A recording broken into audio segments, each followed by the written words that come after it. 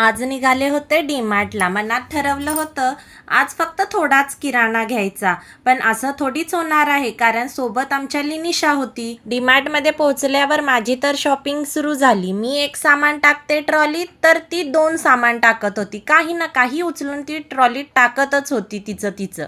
आता ती गोष्ट वेगळी आहे की बिलिंग काउंटरच्या इथं मी अनवॉन्टेड गोष्टी सगळ्या काढून टाकते, पण ते सुद्धा ती तिथं काढू देत नाही. म्हणून मी तिला काय करते की पुढं उभं करते आणि माझी मी इकडं काढून टाकते.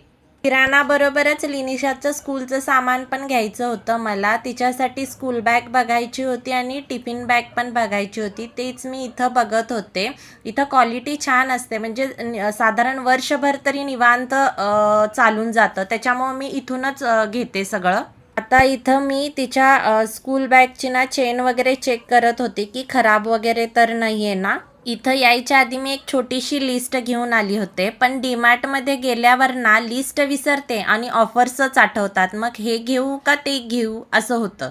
आणि मग काय, बघता बघता ट्रॉली कधी फुल होते ते कळतच नाही. आणि मग शेवटी बिल पाहिल्यावर एकच मनात विचार येतो की आपण एवढं काय घेतलं की एवढं बिल झालं. तुमचं पण असंच होतं का? मला नक्की सांगा कमेंटमध्ये. आणि व्हिडिओ आवडला असल्यास लाईक, शेअर, सबस्क्राईब करा. भेटू नेक्स्ट ब्लॉगमध्ये. तोपर्यंत बाय.